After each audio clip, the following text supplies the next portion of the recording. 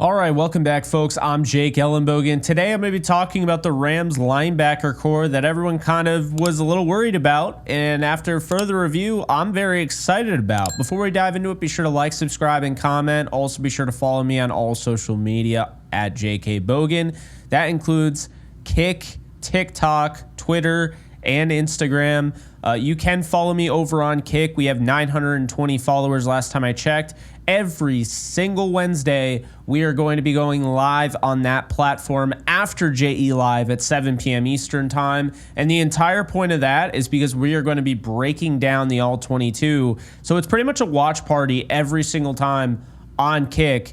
We're going to try and do some All-22 in this video. Not a lot, but it's just, kind of some highlights while I'm talking about the players. Those players are Troy Reeder and Christian Rozeboom, who played superb against the Detroit Lions on Sunday Night Football. Before we get into that, though, today's sponsor of the video is BETUS, and they have a deal for you. If you use the promo code YouTube150 on betus.com, you can get a 150% bonus match on your first deposit and 125% bonus match on your second and third deposit. Go over to BETUS and use promo code YouTube150 to get in on the action. We're going to have later on in the week, actually probably tomorrow, we'll have our BETUS video, pretty much all of the best bets for the Rams and Cardinals game. So excited to get into that. But let's get started.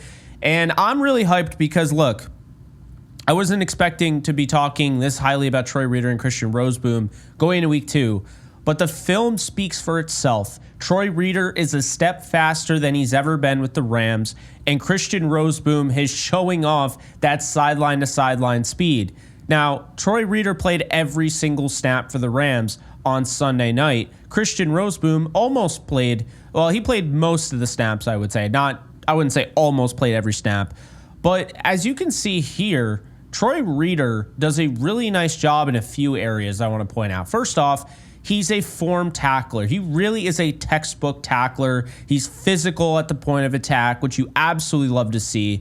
There's a play here where you're going to see Amon-Ra St. Brown. He's going to get open. He's going to go for the end zone, and Troy Reeder is going to plant him. He does a great job of that. He sifts through the trash, so to speak. He sifts through the traffic, and he's going to go and he's going to make a tackle. Now, Reeder in the past has been labeled as slow, not good in coverage, although he had a fantastic pass breakup in this game. And in addition to that, he's also been labeled as a guy who misses a ton of tackles. He only missed 1 tackle in this game. He finished with 8 tackles, 5 of which were solo and a pass breakup. What I saw from Troy Reeder, including also a quarterback pressure, I saw a guy that was playing lights out in his first game of the year. Is this going to be Troy Reeder in week 16 as the season progresses? I don't know. What I do know, going through Troy Reeder's tape, is that absolutely Troy Reeder is a starting NFL linebacker based on his week 1, production. Now, when you look at Christian Rozeboom, this is really fascinating. Rozeboom is very athletic, and you can see multiple times on tape his ability to go sideline to sideline. It was actually very impressive. Rozeboom finishes with 9 tackles, 4 of which were solo. Didn't really have any reps in coverage, but I was really impressed with Christian Rozeboom as well. Now, understand this.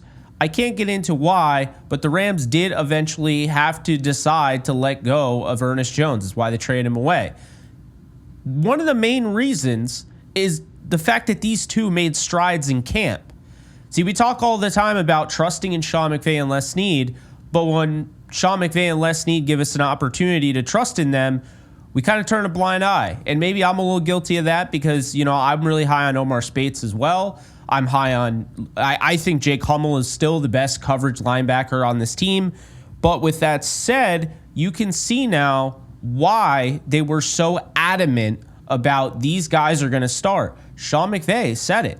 We like the guys in-house. When asked about it, he pretty much clapped back and said, we like the guys here. These are the guys that we're going to roll with. We chose, in the decision of our football team for the long term and the here and now. And that is the thing. This is the reality. Christian Rozeboom and Troy Reeder are good linebackers as of today. And today is September 13th on a Friday in 2024. Now, after this week, they could have a horrible week against the Cardinals. They could be rough. But based on what we saw in week 1 against the Lions, and they have to continue to put together this level of play, I came away very impressed. I think they fit Chris Shula's defense a lot. I also think Chris Shula deserves a lot of credit for this because here's the thing. Chris Shula has worked with the linebackers in the past, okay? So having that experience working with the linebackers, I'm sure he's also big into this decision of keeping those guys as the starters. But furthermore, John Johnson coming out and saying basically this is a simplistic defense. It allows us to just, there's not really a lot of thinking. You're just going to go ahead and you're going to play hard. You're going to play tough. And that's what we see right away. That's something that we saw right away. This is a hard-nosed defense. These are guys that are flying all over the field. You see a lot of gang tackles. You see a lot of teamwork. And I don't mean that to sound corny, but truthfully, you see 3-4 guys, basically swarming to the football, and that's a great thing. Now, looking back at Troy Reeder, it's not just making a tackle. It's not just going out there and tackling a guy after he got 20 yards, okay? It's not just, running after the quarterback, okay? There's a lot of different things that go into it. When I say sift through the trash, you also have to be smart. You have to be conscientious. What we saw in Christian Rozeboom and Troy Reeder, these guys were smart in their approach. They're filling gaps, A gap, B gap, C gap. They are doing a nice job of filling their gap assignments and making plays. It's hard to tackle David Montgomery. He's strong as hell. And as the game wore on, yes, over time, this was abysmal.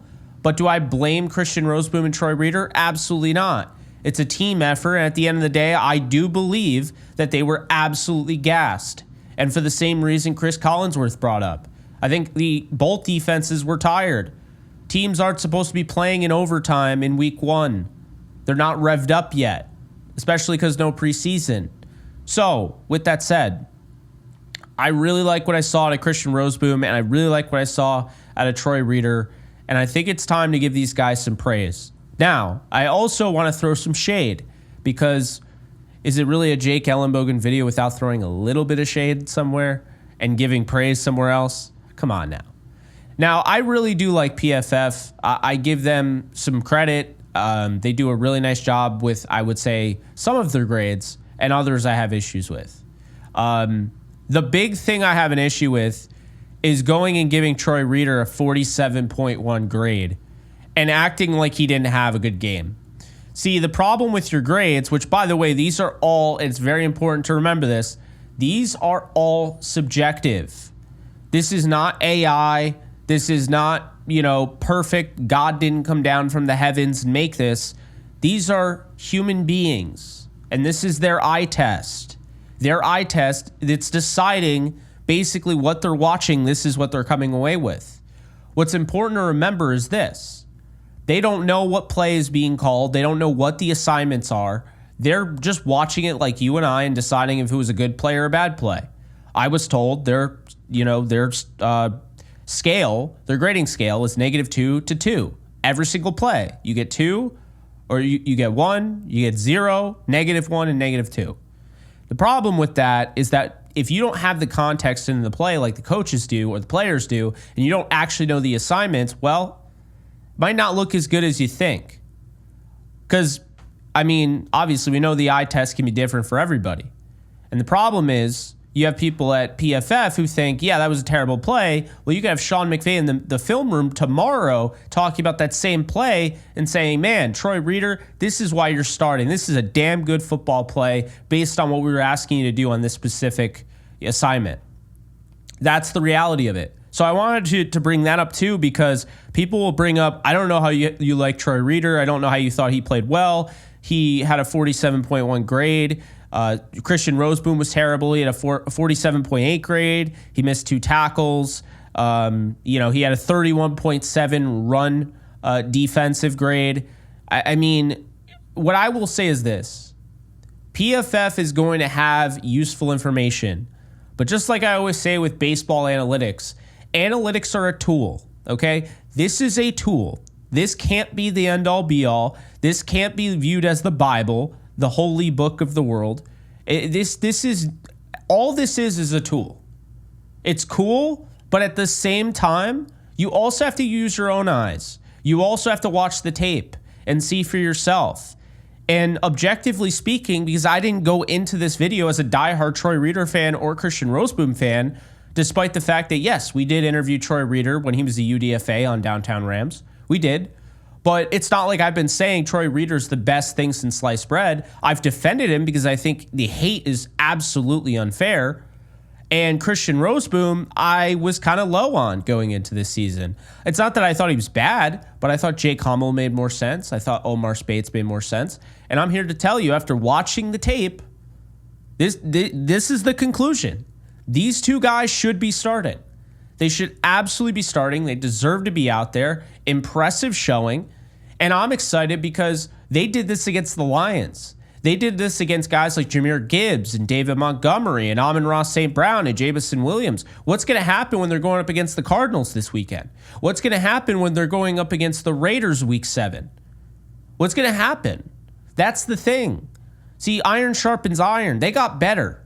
They absolutely got better. Anyone that says they didn't get better and they're still trash, they're lying to you, or they just don't know football, and it doesn't matter.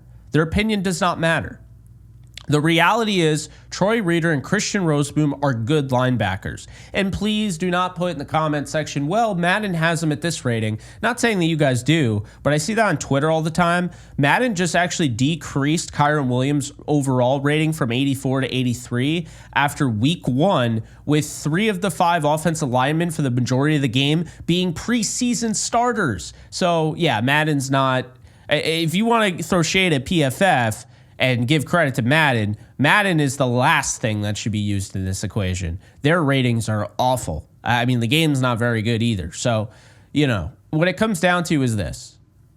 I have seen the PFF stuff everywhere. Just watch the film. Don't judge it just by the grades. The grades are really good for the offensive line. I think that's where they really nail it. I feel like that's where they get it right. And in the trenches, I feel like they do a nice job of that.